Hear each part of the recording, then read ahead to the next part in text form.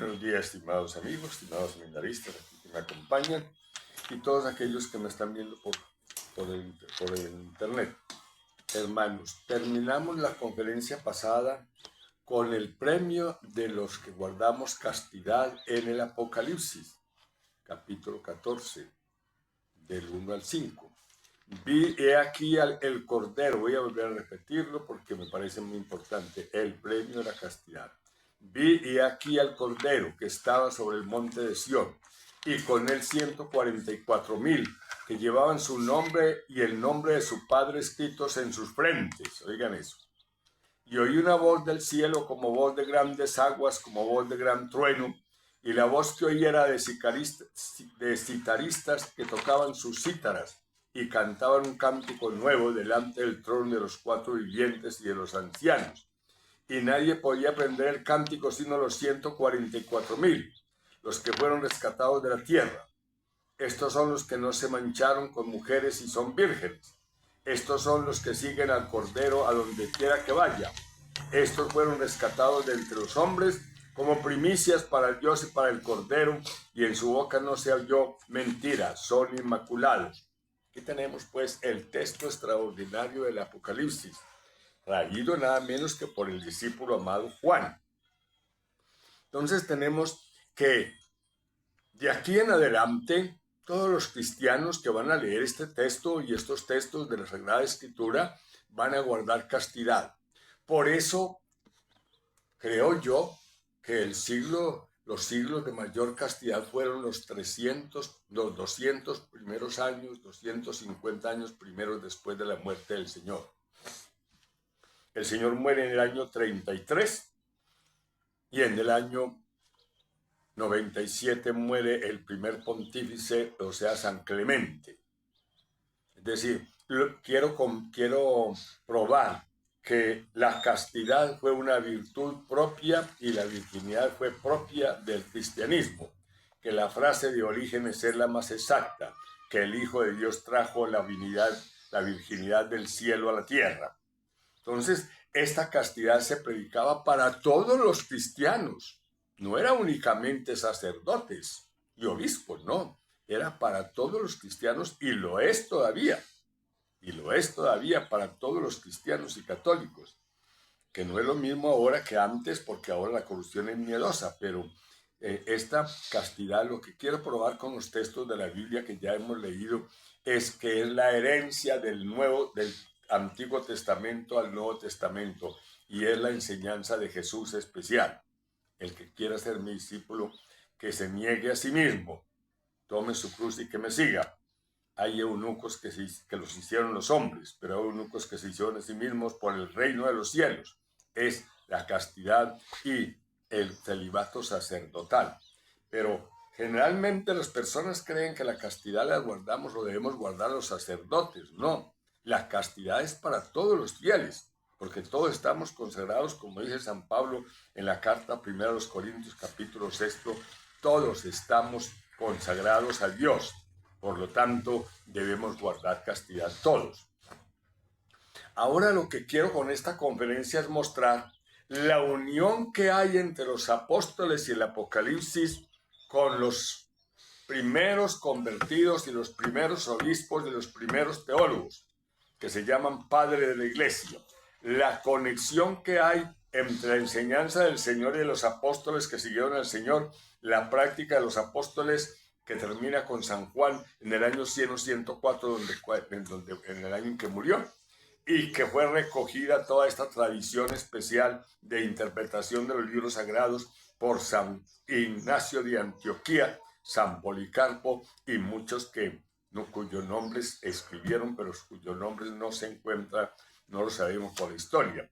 Pero lo que quiero probar es que ese pensamiento y esa idea de la castidad en todos los creyentes de Jesús se hizo admirable en los años desde la muerte de San Juan Evangelista hasta el año 313 del Concilio de Elvira, una pequeña ciudad de España, la que definió o la que mandó el celibato sacerdotal.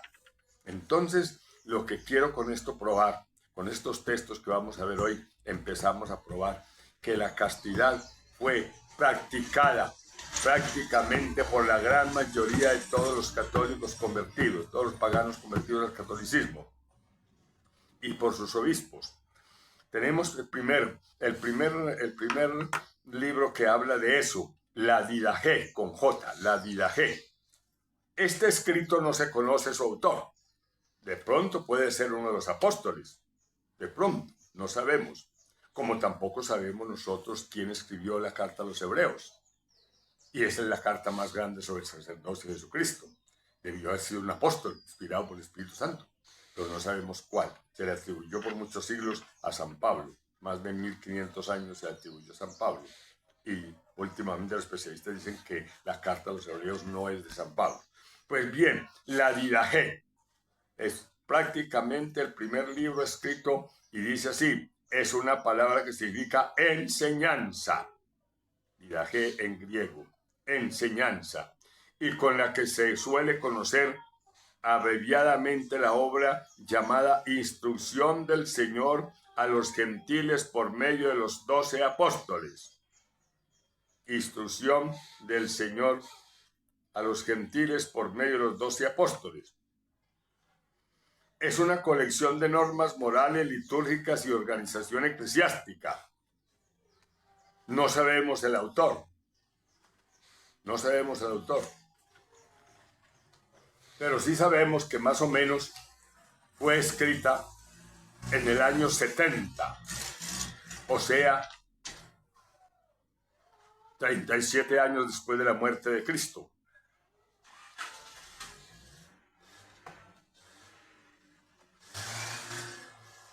En esta Didache se enseñan dos cosas. Hay dos caminos de la vida y de la muerte. Uno de la vida y otro de la muerte. Y es grande la diferencia que hay entre estos dos caminos.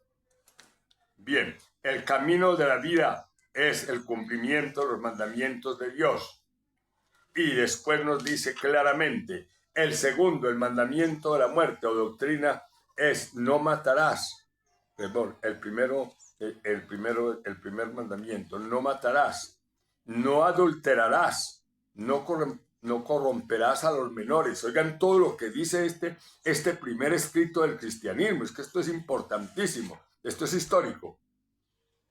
El segundo mandamiento de la doctrina es no matarás, no adulterarás, no cometerás, no corromperás a menores, no fornicarás, no robarás, no matarás al hijo en el seno materno. Oigan el aborto.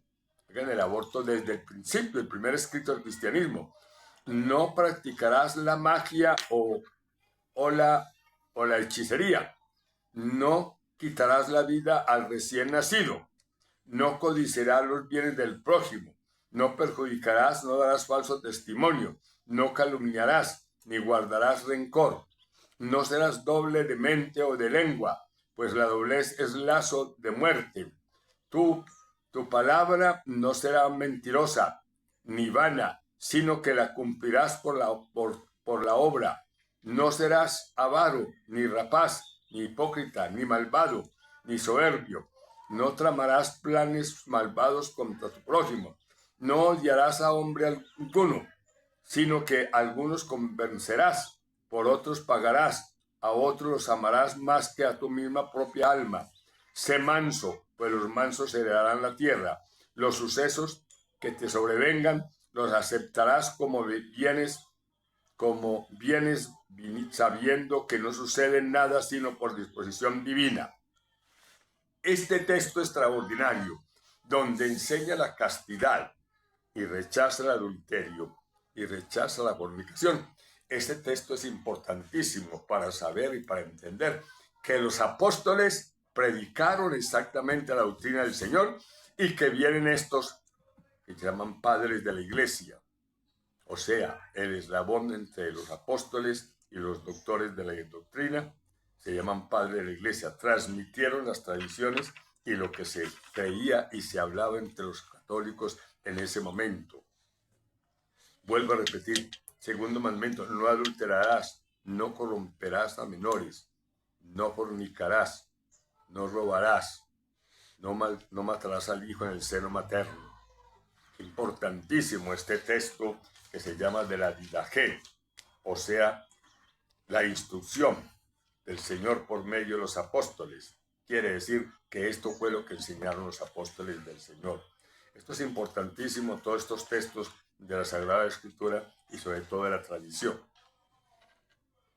¿Qué más nos dice a nosotros aquí esta Didaché sobre la castidad que estamos precisamente comentando?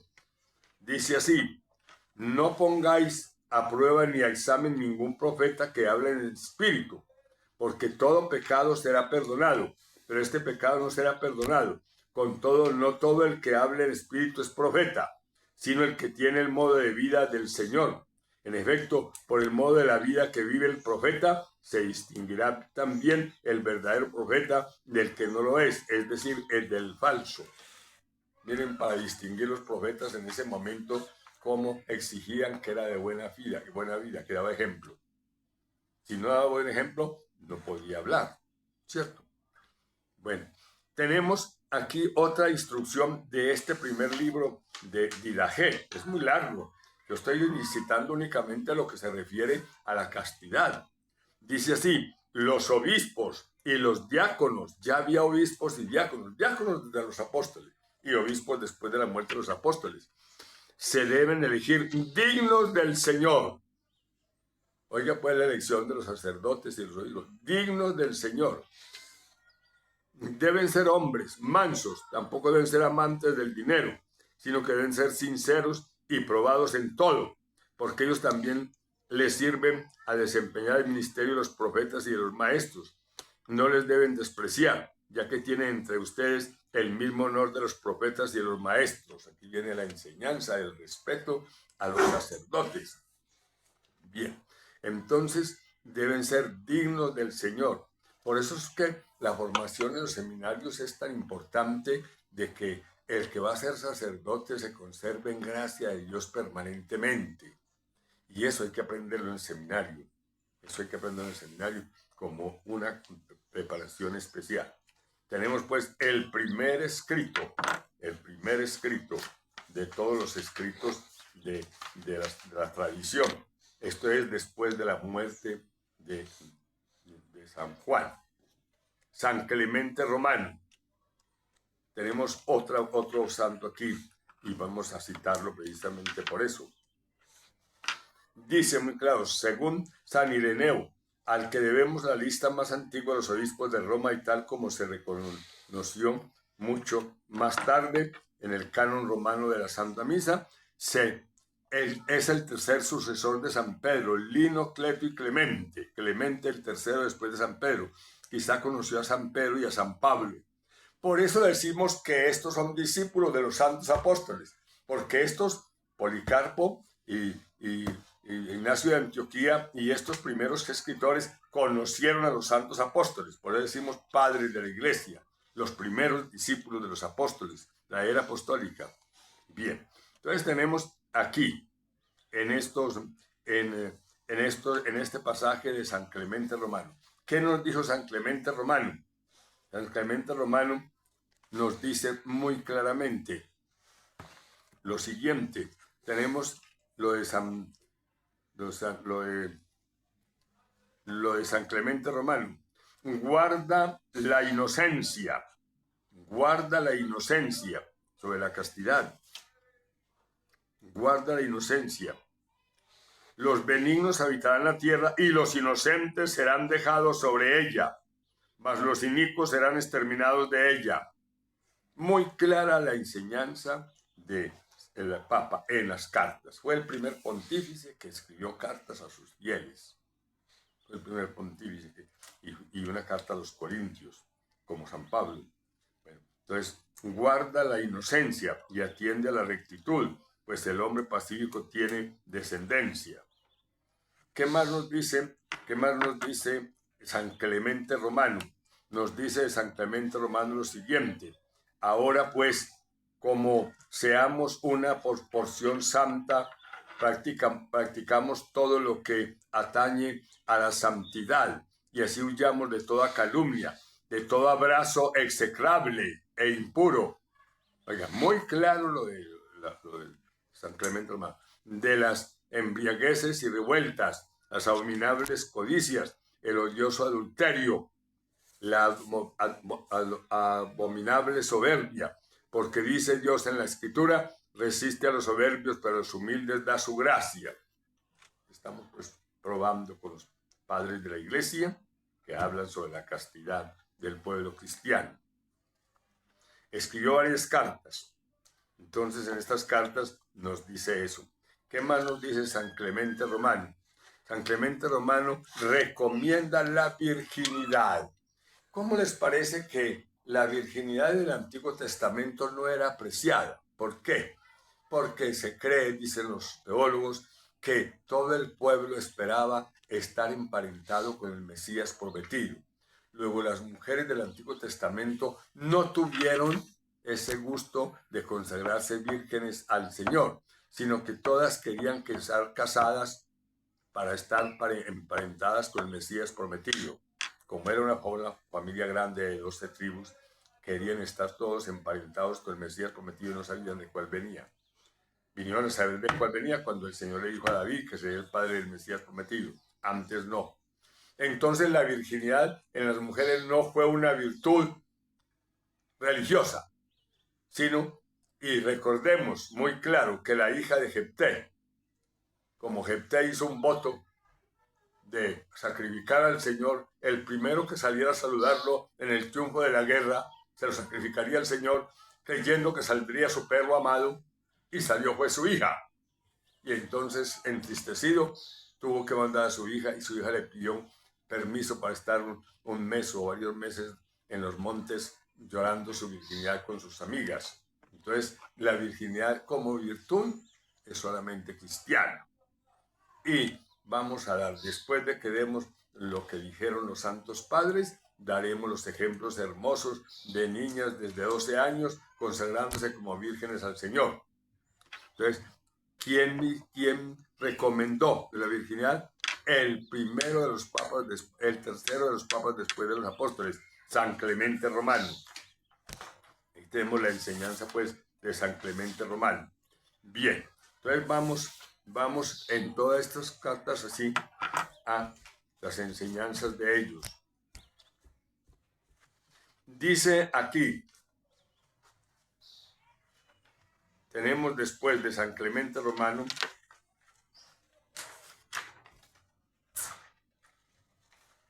a San Ignacio de Antioquía. A San Ignacio de Antioquía, muerto en el año 107.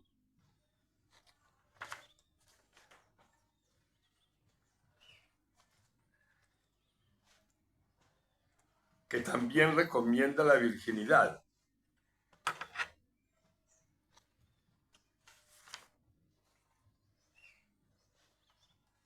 Y dice esta frase San Ignacio de Antioquía: todo el que esté dentro del altar debe estar de puro. En pureza debe guardar la pureza.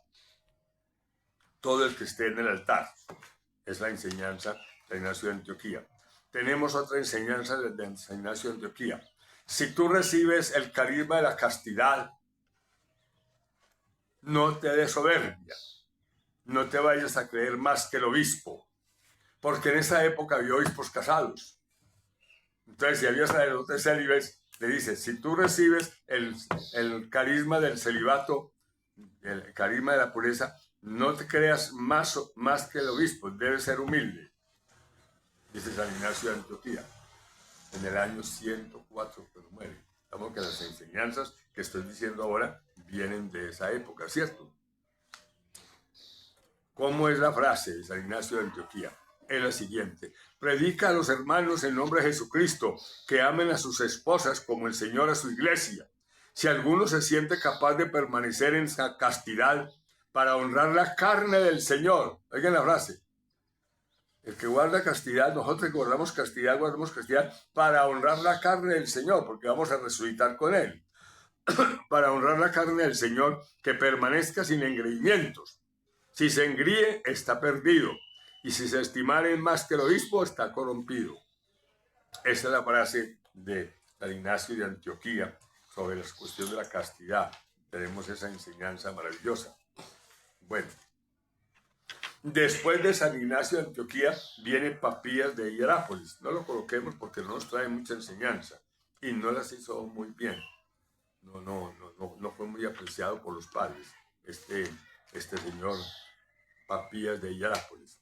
Pero tenemos la epístola de Bernabé, una carta que se llamó así. No sabemos si fue San Bernabé el que la escribió o quién, pero no se cree. La llamada epístola de Bernabé, atribuida a un antiguo compañero de San Pablo. Un escrito importantísimo, todo lo que es importante para conocer las doctrinas de los apóstoles, ¿cierto? De modo que es importante. Cuando se cumpla la media hora, ¿veis? Bueno, entonces nos dice aquí, el camino de la luz. ¿Cómo es el camino de la luz? Dice esta carta.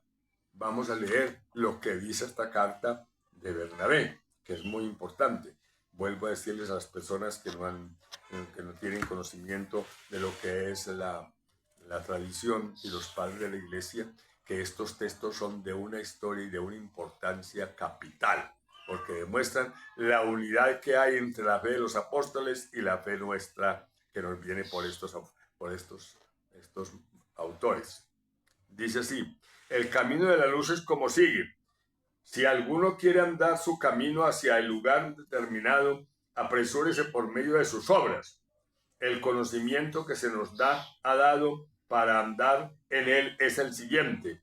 Amarás a aquel que te creó, terminarás al que te formó, glorificarás al que te redimió de la muerte. Serán sencillo de corazón y rico en espíritu. No te juntarás con los que andan por el camino de la muerte, o sea, por el camino del pecado.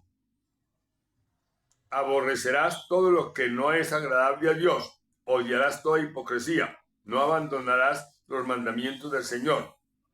Tenemos pues muy claras las enseñanzas. No te juntarás con los que andan por el camino de la muerte, o sea, el pecado permanente.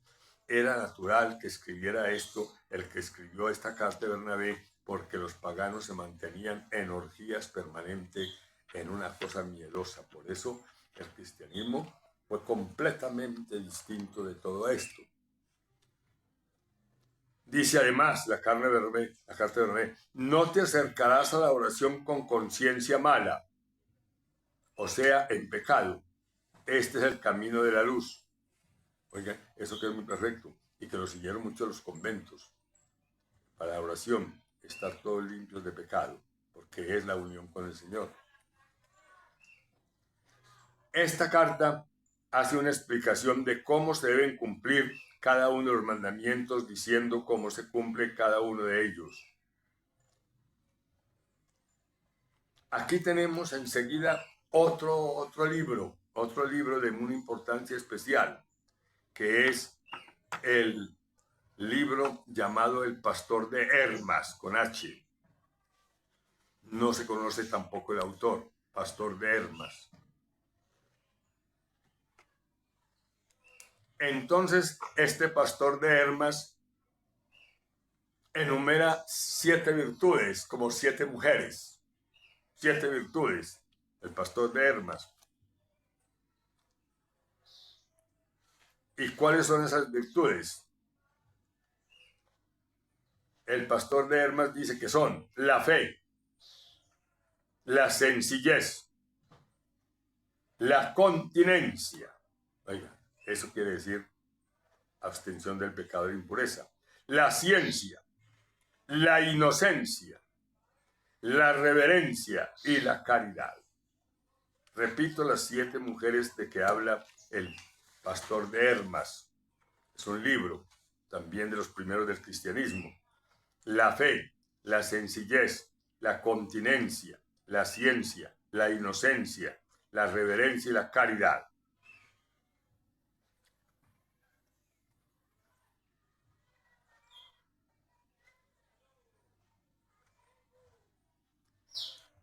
Dice además, procura la sencillez y la inocencia.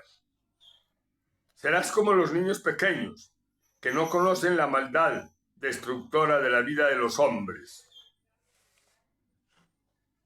Estas enseñanzas del comienzo son maravillosas, pues son todas históricas, ¿cierto?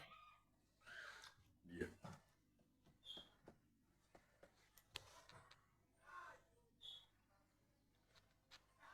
Si das limosna, lo harás con inocencia. Oiga, esto es una enseñanza única, ¿cierto?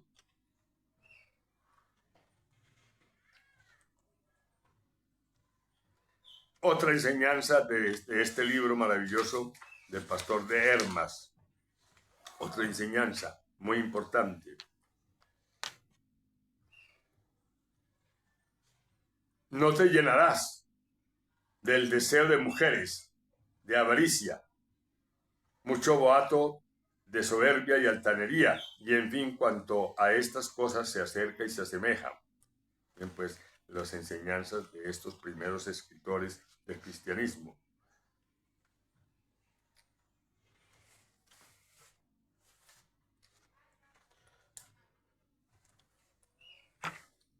Después de estos escritores aparecieron unas cartas de San Clemente Romano dirigida a las vírgenes. Esto significa que desde el comienzo del cristianismo la virginidad se convierte en una virtud del cristiano.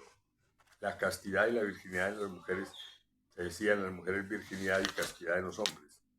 Estas dos cartas hay que efectuarlas hacia la primera mitad del siglo II, hacia el año 150.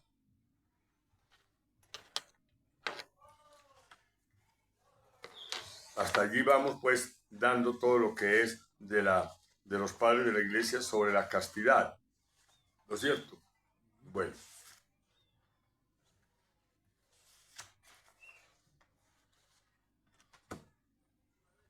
¿Estamos hasta allí? ¿Cuánto llevamos? Bueno.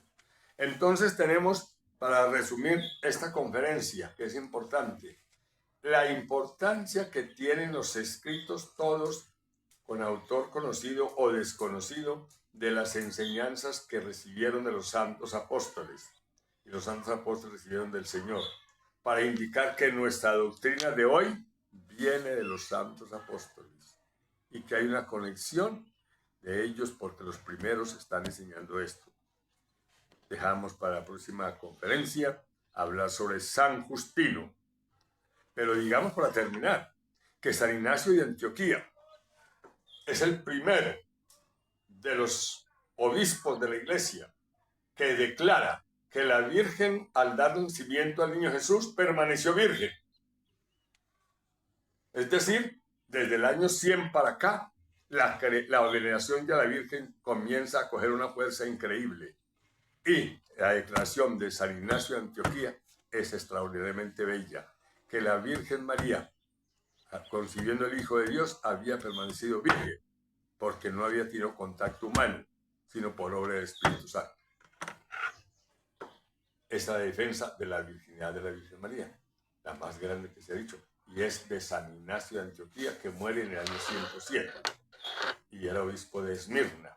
Entonces tenemos aquí esta conferencia del día de hoy.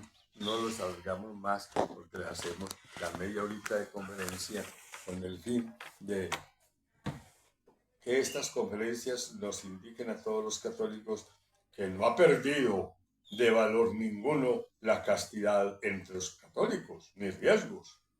La época moderna quiere sepultarla, pero nosotros católicos tenemos que responder y cultivar y practicar la castidad cristiana que nos mandó el Señor, con una tradición extraordinaria de todos los que la han cumplido y que todos tenemos los textos teológicos que funcionan sobre este punto. Y fuera de eso, la tradición. Enseguida seguimos hablando de tradición católica de la castidad y el celibato eclesiástico. Un feliz día para todos.